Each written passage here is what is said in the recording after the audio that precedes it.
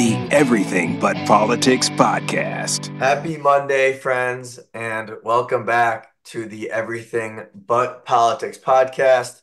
Joining us here today is Kortney Beth Murray, founder and CEO of Coastal Kapital, as well as author and public speaker. Kortney, welcome to the Everything But Politics podcast. Thank you so much. It's great to be here. I'm excited to chat with you today. Yeah, absolutely. And like I mentioned before, we started recording here. I was actually quite fascinated to learn about, you and your entrepreneurial upbringing, and to find out that you had your own clothing store, and obviously, like you mentioned, going to TJ Maxx's and just putting it on the shelf. It's very interesting. But another thing that interested me was your perspective on credit score and how you want to make lending more human based than it is number based. And at first, I've never heard that perspective. But then when I heard you mention, military members and people that may have had bad luck, it kind of shifted my perspective as well. So I'd love if we could start off by you sharing some moments into your upbringing with credit and entrepreneurship. Sure, I would love to. So, yes, you brought up the clothing store. That was my first entrepreneurship when I was 20. When I was brought up, I don't want to give away my age with flashing numbers here, but I was brought up, I was born in the 70s. And so with that said, credit was established, personal credit was established, really credit scores in 1958. And because of that, while we were growing up, there wasn't a lot of credit conversation in school. And so you learn from your upbringing, if you have the cash, you pay for it. And you really don't learn a lot about credit score, not from schools, not from parents. My father was an entrepreneur. He was also an attorney, and my mother stayed at home. And so I've always had an entrepreneurial spirit. But when I started my entrepreneurship, I started off as a sole proprietorship. That all runs under your social security number. There is no federal tax ID number when it comes to a sole proprietorship. And so my father was a sole proprietorship. He was an attorney. And when I started the store, I only knew of what I had in my pocket. If I have cash, that's what I used. I had a small credit card, I think for about $300 because I was just turning 20. I really didn't have much credit established. And so I didn't have a lot to borrow against. And there wasn't many banks that wanted to take a chance on someone who really didn't have much of a history. And so with that said, going into the clothing store and not really knowing where to buy merchandise and things like that, I started off with what I could afford. I mean, and what I knew. So yes, I bought some things from TJ Maxx, and I started understanding and getting information from other clothing store owners, and realizing that I could go merchandising in LA, and there were some places to go to the fashion district. And you learn as you grow. It was something I dove into because it was a dream. I thought clothing is an amazing thing, and I'm a woman. I love to do this. So with that story, I had 3 years of ups and downs, some success, some, rocky waters. But one thing I didn't prepare for was a lot of fires that happened in California. And at the time, I was still living hand to mouth. I mean, I would make money and I would spend it on merchandise, put it in the store. Well, when the fires hit San Diego, all the smoke damage came into my store, and you can't just wash clothing and expect to put it back on the racks as new clothing. And so I had taken a line out. It was just a term line. So basically you take clothing on hand, and you have a 30, 60, or 90 days to pay it. And so because of the smoke damage, I didn't have the money coming in because we had to close the store. Then I had the smoke damage, couldn't replace the clothing. And I had to basically default and close the store. But what I didn't know at the time is that my personal credit was attached to the business because I was a sole proprietorship. I didn't have the knowledge of building under an LLC or starting to build business credit where I didn't commingle my personal and business credit. So I could have actually started establishing business credit by just getting a federal tax ID number and even start by putting my phone bill for Verizon or my electrical bill and start building a business trade line that would allow me to borrow against my business and not use all of my cash availability. And so if I were to put the cash in high interest savings or an investment, as I utilize other people's money to grow the business, I would have never undercapitalized myself where I couldn't have put clothing back in that store. And so my life has changed from being in my 20s an entrepreneur. I'm writing a book right now called Chaos to Capital because my clothing store was chaos and now my life is capital. And so my journey is really to teach and help entrepreneurs understand the difference between business credit and personal credit. Because like I said, in the 50s, it doesn't give us enough time. We're only in 2024 to really establish a timeline to teach this because no one really understood it. I mean, 50 years of credit, 70 years of credit, it's not that far along if you look at it. And the credit bureaus that score your credit, they're private entities, they're not government owned. And so if you understand the score and the risk of an entrepreneur, it's much different than understanding the risk of someone's personal credit because entrepreneurs buy things for their business that create ROI. If you're buying a car as a student, unless you're driving Uber, you're not creating ROI. You're buying a car that you have to pay cash for. But if you're a young entrepreneur and you're buying a dump truck and you know that that's going to create ROI, you have to score that differently. And so why are we scoring in a system that's not built for entrepreneurs? So bringing the human aspect back to lending is super important to me. That's obviously a lot to uncover there. But I think to simplify maybe a little bit for our listeners, if you at 20 years old, if you were to file your business as an LLC, how would have that, ship obviously where you are now, you learned a lot from that experience, but how would have it affected your personal finances as you like evolved in your 20s? So if I filed as an LLC and started building business credit, my personal credit wouldn't have been affected when my clothing store failed. And because at that time, everything was attached to my social security number. And so it was really hard to climb out of bad marks on your personal credit because that's what everyone looks at when they're verifying you. But if it was reported to my business and I had kept my cash in hand and financed and grown the business credit, there may have been a difference between me having the cash to save the store or not commingling my personal credit involved in a business issue. So I might have been able to file, and I hate saying this mostly because I deal with business credit every day. I don't want to say go and file a business bankruptcy, but let's say you're in a place that you have no other way out. Let's say you were in a COVID hit or whatever it may be. There is something that would be detached from you personally because your business is its own entity. And that's the difference between being a sole proprietorship and arming yourself with the components of protection under an entity and building and establishing credit there. I think a lot of entrepreneurs, they come at it. We have a client right now and they want to take home equity lines of credit out to start a business that may or may not work. And home equity lines of credit are attached to their home. Why would you do that if you can start building your business credit and having your business be separate than your personal? You might need that equity for a different investment. Entrepreneurs get rich from making investments. They get rich creating mailbox money and ROI. It's not from using their own capital to do everything. Other people's money is the easiest way to grow your business and probably safest way because it's not a huge cash outlay. And so that's how I feel there would have been a much different avenue. Even the sign outside that I paid cash for was $15,000 back in 2000. And that sign outside, I could have paid a monthly payment of 300 and some dollars for and kept that $15,000. What if the store crushed at that time? I could have had $10,000 extra to go buy additional clothing and then fight against the problem with the insurance from the smoke damage. There's a lot of things that you could have done, but I learned a lot from it. Totally. And when did you learn about all these different techniques you can do with your business? And did you have a mentor that kind of taught you that, or did you just go online and learn it all on your own?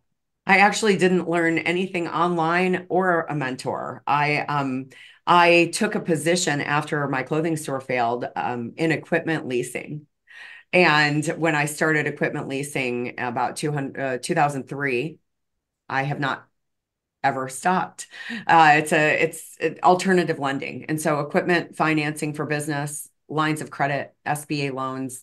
I've learned every single type of business credit, uh, any sort of scoring model, everything from it's a learned trade. I mean, I've been doing this for over 25 years now. So um in a whole, I mean, between entrepreneur and learning the hard way and then starting off in 2003 as an equipment finance and alternative lending. I took my second entrepreneurship jump in 2007 and opened my own business.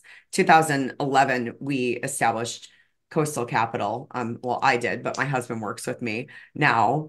And it's been awesome because that journey has been carved through ups and downs of entrepreneurship, um, you know, failures and successes. And so it's been really self-learned, but this business in general is made up of business credit, understanding the components of it, why it's better option than bank financing a lot of the times, why you want to separate it. So I learned it through my industry.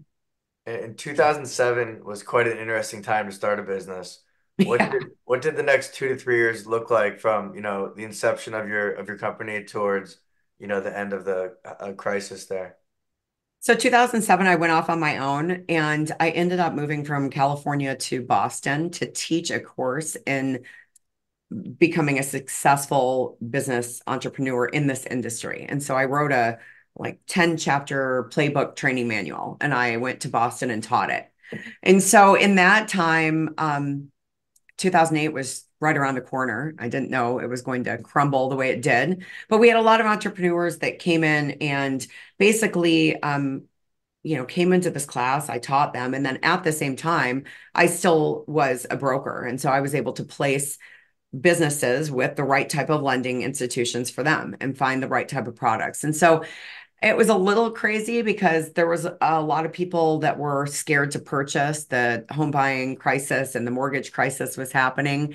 And so I ended up going back to work for a company just like mine, but much bigger scale that could cover insurance and things like that. And I was still pretty young. So when I went back to work for this other company, I learned a different side of it. So when I started, I learned to partner with manufacturers and vendors and really get some sort of uh, collaboration with them, some sort of partnership with them, so they would send clients over.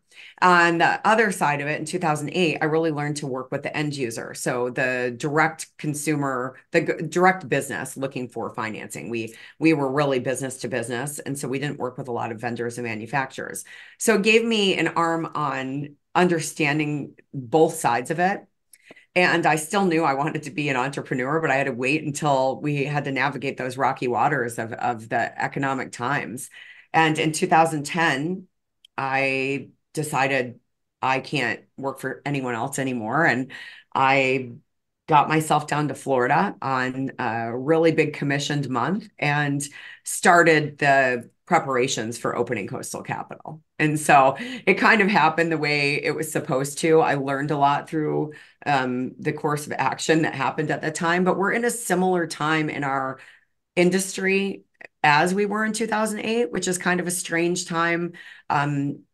Although we've been in business 12 years, we have a lot of manufacturing delay on equipment. We have a lot of people, we're coming into an election year. We have a lot of people scared to touch, their own money right now, scared to make some moves. A lot of people in debt with the EIDL loan that they took. So we have a strange time right now ahead of us. And so navigating that and really educating the business owners on what their options are is such an important part of my work right now. And that's why I've been doing so many things on the outreach of, business credit and things like that. As someone that's been an entrepreneur for decades, what was the more difficult time to be a business owner? Was it 2008, 2009, or 2020? That's a loaded question. As an entrepreneur, it's always a difficult time to be a business owner. Yeah. You have to completely always pivot. You have to stay on your toes, and you have to really research your competitors and data analytics. I mean, it's super important, as any entrepreneur should do. But I think the biggest thing, even though 2000, the 2020 until now from COVID, it was a challenging time. I think it's been also such an unbelievable time because of the outreach that we've had and the collaboration, which I always say collaboration is your new currency when you come down to the fact that we all were able to outreach. I mean, the first time I was on a Zoom call, all of my college friends got on, and we haven't seen each other since we graduated in 1998. And I thought, this is crazy. We're all so old, and here we are seeing each other. But I didn't know really the concept of Zoom until we had initiated this COVID outbreak and everything came to working through the internet. And so there's been some interesting, difficult times, but I think as an entrepreneur, you always try to stay one step ahead of your competition. So what can you do to just outreach people? That's the most important part of entrepreneurship, is that if no one knows you have a product, then your product isn't going to sell itself. You have to keep your outreach going. And so I can't say one time was more difficult than others. Financially, it was a lot more difficult when I was younger because I wasn't aligned with the right, finance tools to stay afloat. But manufacturing and COVID, it was a scary time, and it was time for us as business finance people to branch out into different avenues as well. So, Yeah, and as an entrepreneur, obviously a huge component of it is sales. But what have you learned about marketing and having new people find your business, and how have you learned to, scale that and put yourself out there on a larger scale? I think branding's the most important part of a business. Um, because we do finance, I'll tell you a story. The most successful food truck is not the person who buys a $200,000 truck. It's the person who starts in a food tent and delivers their food and starts branding. And it's like, if you don't start branding your business, it's hard in this day and age, mostly with Google and AI, to really find people that you trust. And I think one of the things in our in 2024, right now, we have so many platforms, so many social media platforms, so many different outreach tools, so many AI tools that I think, again, my belief in the human factor, everyone wants a real partnership, somebody that they believe in, somebody that they can handshake with, somebody that they can, mostly with finances, look into somebody's eyes and understand what they're doing with their personal finances, business finances. So branding has been the most important part of getting, the type of recognition that we have, just really finding a branding that we can trust and having a face with our name.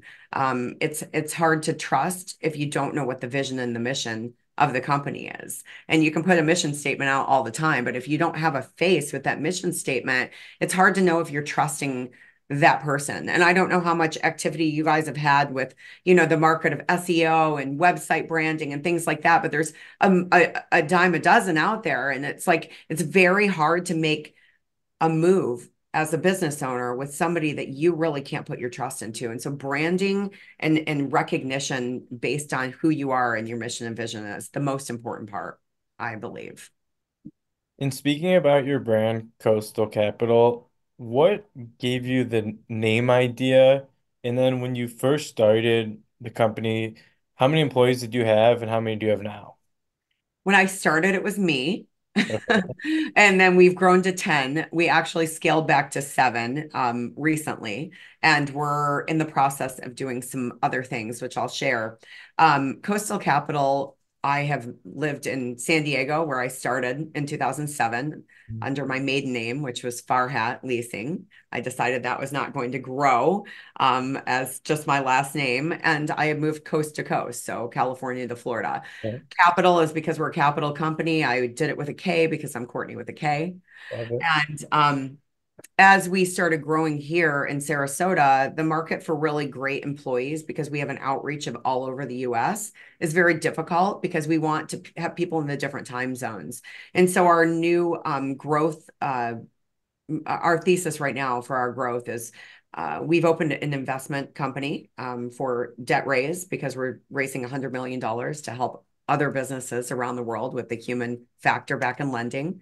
And then we also are building an affiliate partnership program. So people can come on, get branded under Coastal Capital, and they will basically, it's a business in a box, and they will be able to work wherever they want, but they will get the education and be certified under our branding, our education, and they can work wherever they want throughout the country. And so instead of just piling our big facility here with reps that have to work on different time zones, we wanted to take it a step further so we can really use that debt raise and support more people around the country. Well, and you've been extremely outspoken on social media about empowering women in business and as entrepreneurs. Something I found fascinating, which I didn't know prior to this podcast, was that women only get 3% of financing. I mean, first off, how did you find this statistic, and what was your like reaction when you realized this is a fact? Well, actually, it's a known fact through the SBA. If you look, it's 3% of funding really goes to women, and I don't think it's necessarily because they're putting restrictions on women. I think it's because lack of women applying. And so if you look at just even my database alone, we have 300,000 clients that we have in our database. Most all of them are men, and it's not because of lack of wanting to give women a finance. It's because lack of women will apply. And I think a lot of times it's because people are used to being turned down. And I have a lot of friends in general that have been mothers and they raised their kids. Maybe they raised their kids and stayed at home. Maybe they didn't build a credit profile. Maybe their husband or whatever had happened in their life, they had not really established a lot of credit. And so when you go to a bank underwrites based on a score, based on your comparable debt and things like that. So you have to have debt to be in debt. If you've recently been turned down, and me as a woman, knowing how that feels, it's hard to just go back at it because you feel like I've already done it. I was turned down. Now I have to find a way to do it myself. So a lot of women go to, I'm going to make my own money, save for this, and then open it up. But their dreams get crushed a bit. And I think it's really from lack of knowledge of knowing how to put together the application process. And so a lot of women that I've spoken with, even in the women veteran, a lot of women, even in business, a lot of my friends, the book authors that I've been a part of, they didn't even know business financing was an option. They are just now learning about it. And it's because we are not brick and mortar. We are not a bank. We do alternate financing. We've been around for longer than banks. We are a $2 trillion industry. And so it's not like lack of us being out here, it's lack of knowledge. There's not anyone teaching this. And so with that statistic, I think that there's just more women that need to be understand that this is an option. And I think more women would apply. I don't think it's lack of us saying, no. It is a lack of just an application process. And Coastal Capital, when they give out lending opposed to when a bank gives out lending, based off what I've heard you say, a bank is strictly looking at credit, whereas you guys are more on the personal human side of things. Obviously, credit score is important, but how do you guys differentiate yourselves from these other massive institutions? So we are story time lending, I always like to say. So just like today, we had a client come through and the client wanted $77,000 worth of equipment. But the current, we look at a lot of things. We look at the equipment to see if it's an asset versus a necessity. Accessory versus a necessity versus an accessory. So if it's a need for the business and it's going to generate business revenue, then that's going to make a lot of sense. So like a tow truck company getting a tow truck would make sense. A tow truck company buying a Corvette would not make sense. So that we know that that's not going to pertain to the business and bring ROI. So we look at a few different things. We look at the personal credit, but we don't reflect their trade line on the personal credit. We just make sure that they don't have any major issues like child support or current bankruptcy or something like that, something that would be really triggering. We look at cash flow. We look at the type of business it is and the asset they're purchasing or what they need the money for, because we do business lending, lines of credit and things like that as well. So if they're taking money out, like take from Peter to pay Paul or trying to make payroll, that wouldn't be a great deal for us. If they're taking money out to buy inventory because they're going to move the inventory during a busy season and we know it costs more to buy inventory right now, then yes, that makes more sense. We'll look at a full year history if they're a seasonal business. We'll look at the asset if they're buying an asset. We'll look at the business time in business. So if they're starting a business and it's like an attorney buying a pizzeria, maybe that's not going to go great. We don't know how much of a, pizzeria guy this is, but if it is somebody who's been in the restaurant industry for 20 years and they're opening up their own and they've managed a restaurant, then they have some history. So we look at the full perspective of the story. It's not a credit score that we look at. We analyze 5 different points of the file. And then, like if somebody has a couple hiccups, maybe through COVID, maybe they had a car accident and some medical history, or maybe they went through a divorce, but they have a lot of cash flow coming in. We will look at the cash flow and put together some sort of unique type of finance that doesn't reflect on their personal credit. And we also have business credit only products where we don't have to take a look at some of the hiccups that they had. A bank doesn't look at that, and neither does online lending. So if you're going to apply for a mortgage or a finance online, it's usually computer generated through a risk factor score. Even American Express does that when people take American Express loans out. So there's a lot of companies that use these, analytics from the data that they have, but there's still no one putting a human touch back into building a story around why they're going to be successful. And so we see a lot of that, and we're still able to build the story around why and make sense of it. And so we have a lot of successful patterns in our company from understanding that human factor. And when you first started your company, were there many companies that do what you do now? There are. I mean, it phases in and out. There's a lot in California, Texas, and Florida, but the rest of the country is not saturated, depending on where the heaviest equipment areas are. And also, we go through things that we like and don't like. I mean, through COVID, no one wanted to buy anything in the restaurant business, because restaurants were closed. But they wanted to buy racking and they wanted to buy trucking and the things that were really apparent to COVID. When we had a slew of medical lasers come out many, many years ago, a lot of doctors were leaving their practices and opening these med spas, and they were failing. And so a lot of times that ended up taking a back burner. So we go through phases as well. I mean, it just really goes with the economic times. But there's always people out there like us. There's not always people out there that are going to take care of you like our company. Our mission and vision is really to educate first and build a foundation of real partnership, because we want our customers to come back for life. We don't want to put them out of business. There are other companies out there that they have more of a boiler room mentality. They are very much driven in the sales side. They want to turn those numbers and turn it into a bigger company, but they're not really taking care of their people or their companies. And I think you find that in every industry. I don't care where you're at. It depends on who is running the show and if they care about their industry. Gotcha. And can you give our listeners understanding of your relationship with Brian Johnson? I love his story. That's funny that you brought that up. I was sick a couple years ago when I was traveling, and I watched his documentary. And he's a fascinating man. I don't know if you guys have watched much about his documentary, but he was in. Okay, so when I just left college, I sold cars and I sold heavy equipment. And I moved to Atlanta to do that. And during that time, I took a position in a marketing company that was door-to-door marketing. And I loved it. It taught me a lot about myself, because you have to go knock door to door. And we sold merchant processing. And merchant processing at the time was, we are going into your business and we're asking for your time. And then we're asking to view your merchant statement. So you have to get past the gatekeeper at the door, make them understand why you're there, and then ask them for a personal, bill. Can I see your merchant statement? I can save you money on this merchant statement.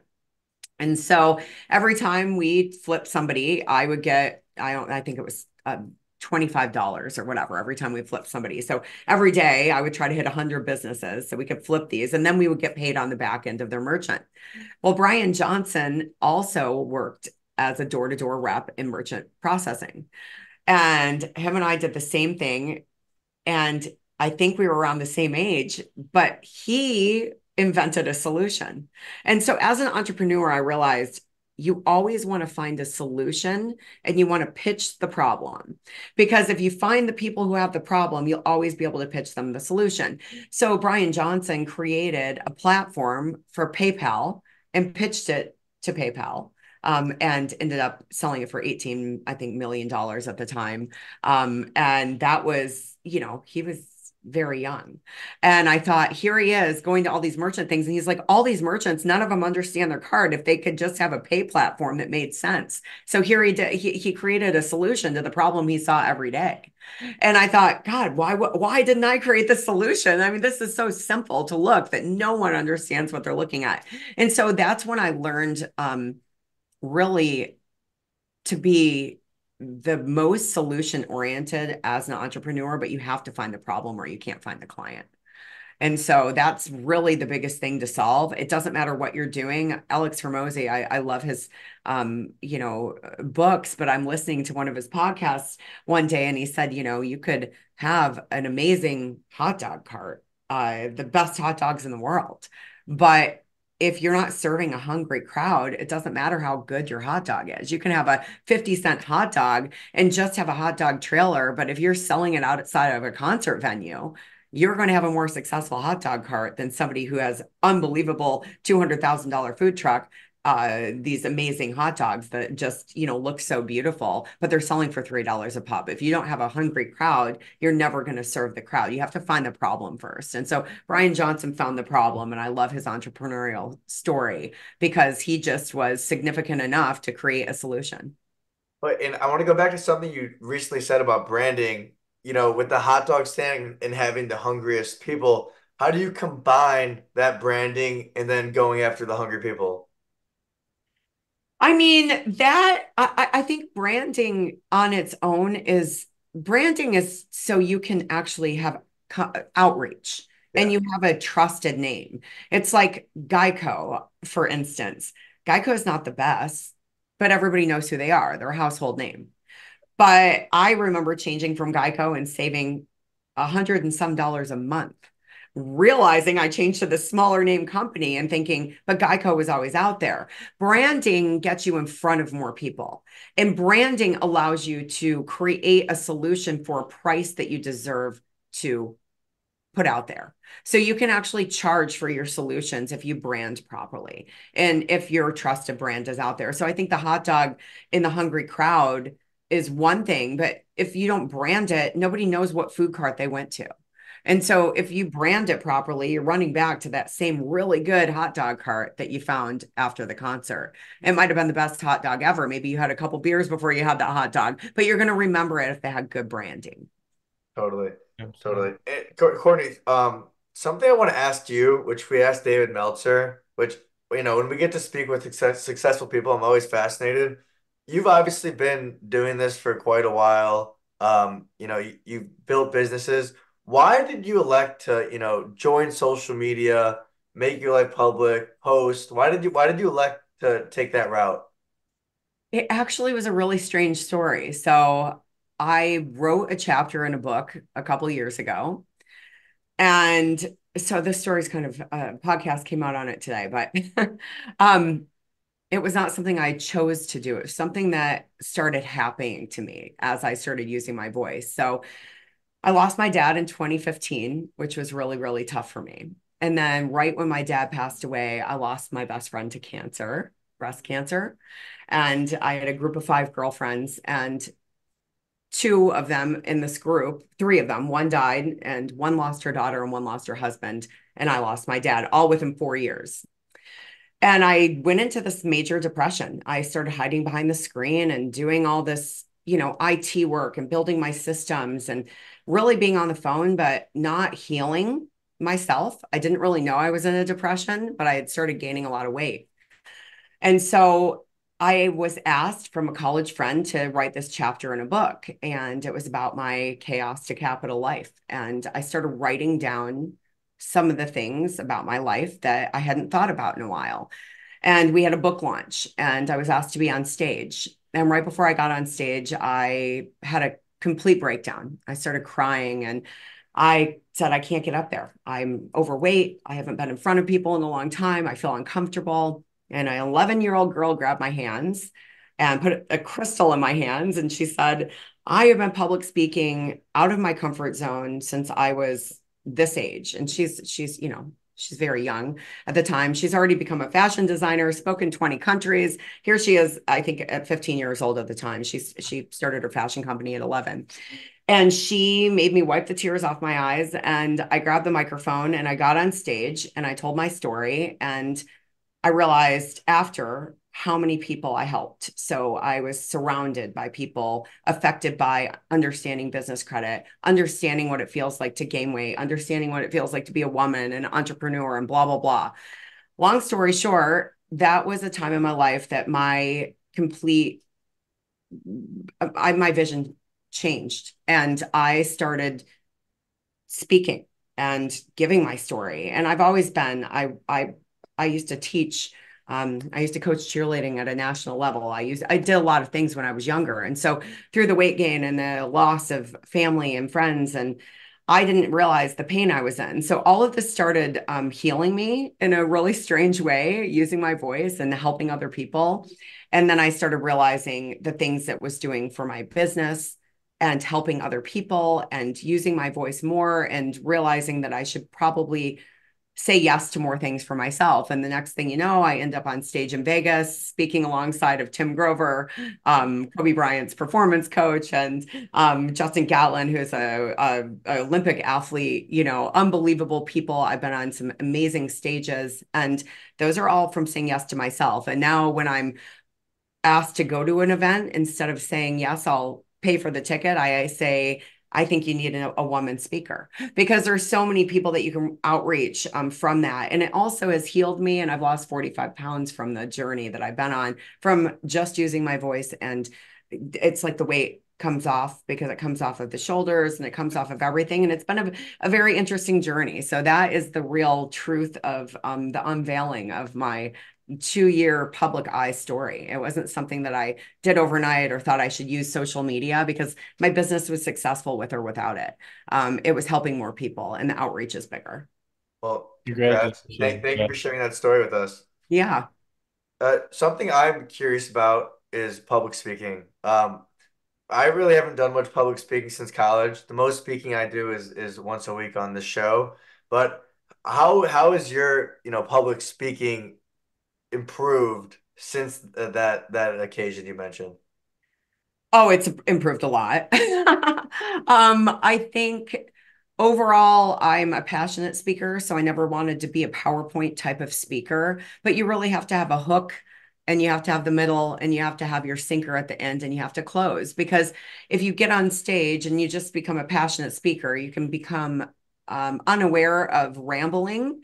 And I think one of my biggest stages that I took on, I had 500 people there, and I ended up ending the speech with a meditation, because I needed to end it somewhere and kind of throw them off, to let them know I didn't want them to know I really didn't know where I was ending, because I hadn't really prepared for that type of crowd. And so I think for me is still keeping the passion in it, keeping the realness in it, but knowing what your points are. And so I like to do something Diana Wentworth, who wrote Chicken Soup for the Soul. She taught me in a writing course that I got to do online with her. If you have a speech and let's say it's 5 components, she takes a piece of paper and writes down that component and puts it in a different room when she practices. So each room has a different trigger. Maybe it's a different color, or one's your bathroom, one's, your office, whatever. But when you're practicing, you remember that room when you go into your next component. And, there's different things that help with different aspects of it. I'm not a person who loves to follow a PowerPoint, but I do like to make sure that you end with a point. And so when I the last speech I did in Vegas, I owned and crushed my stage. It was an amazing performance, and I had so much fun doing it. But I stuck to the point. I served the crowd, and you want to make sure that whoever you're speaking to, you're helping them with their mission and vision. Because if you're on a stage that you're not serving their crowd, it doesn't make sense for you to get up there. So make sure that you're saying yes to the opportunities that serve you and the people that you're serving. Yeah, public speaking is one of those things where I feel like you could read all the books about it, you could watch all the YouTube videos, but the only way to really get better is by getting your reps in. Absolutely, 100%. And grab that microphone and own it, because at that point you have to have your one superpower. Mine is high heels. I'm 5'4". So if I don't have heels on, I don't have my cape on, you know. But going up and owning your stage, knowing that people are there to learn from you. We all are different creatures. We can all learn from one another. Always be a student, but at that time you're the instructor. Totally. And hopefully there's some opportunities for us to get to hear you do some public speaking here in the near future. Kortney, I know you're extremely busy, but I want to ask you one more thing before you move on with your day here. First off, congrats on Coastal Capital being front and center in Times Square. Thank That you. that's quite amazing. How does something like that come to fruition? And from the point of, hearing about it to the point of seeing it up there, what is that like? That is a crazy journey.